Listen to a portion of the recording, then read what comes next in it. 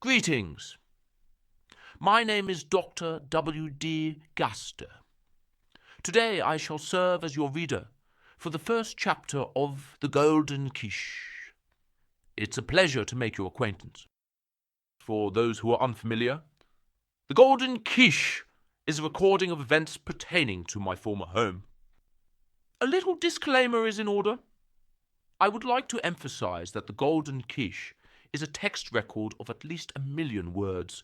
Therefore, the book is subjected to the language levels and skill of the author, named Softopus, during the moment of writing. Certain oddities might slip through the cracks.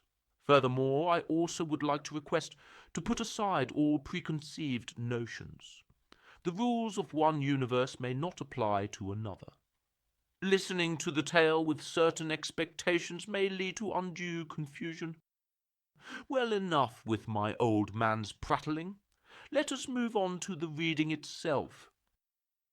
Chapter 1. You reset. You tried saving Asriel, but you can't. You wanted to travel back into the ruins, but you can't. You wanted to restore his soul for good, but you can't. Is there nothing you can do? You must be brave. You must be determined. You reset.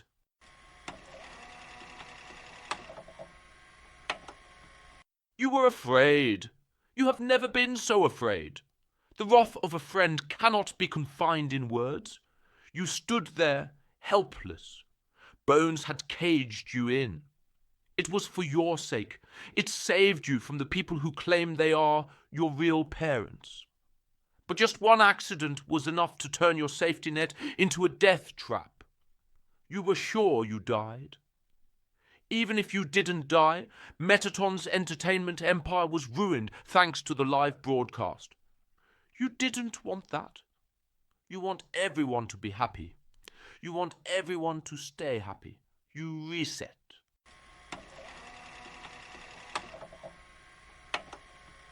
You hear the wailing, you smell the dust, you see the one person who had any clue of your true powers crying over a tattered red scarf.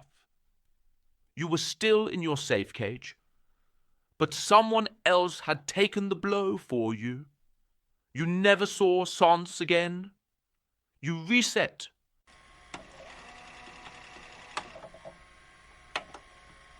You try to avoid any scenario that puts you in danger. Pretend to be sick. Skip class. Trick Toriel into thinking that you went to school, then backtrack to hide in the bathroom. Plea to Asgore. King Fluffybuns gave in. He always does. But they always find you. If not today, tomorrow. If not tomorrow, next week, next month, next year. You were forced into court. You were taken. You reset.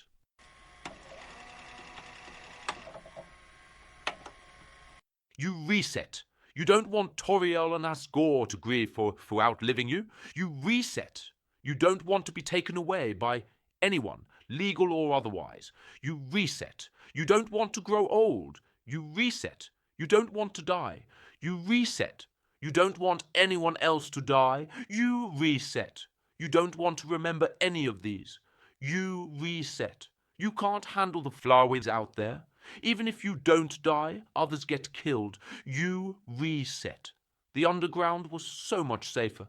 Sans will hate you for it, but this is for his sake too. You reset. You want to relive the best time of your life, forever and ever. You reset.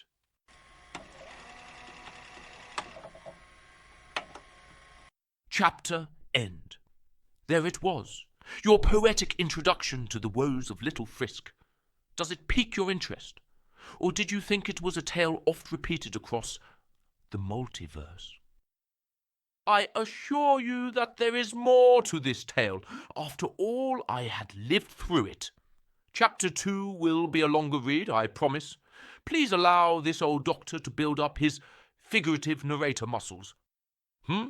There's a little memo card here. It says, be sure to tell your audience to like and subscribe. Egads! There's no need for that. Sentiments of appreciation should be done in a simple yet elegant style. Hammering a cliché for the sake of social norms is of poor taste. With that said, listeners, thank you for coming to my little session, and I hope to see you again in the future. Have a good day or night wherever you may be. Goodness gracious, I was getting too nervous.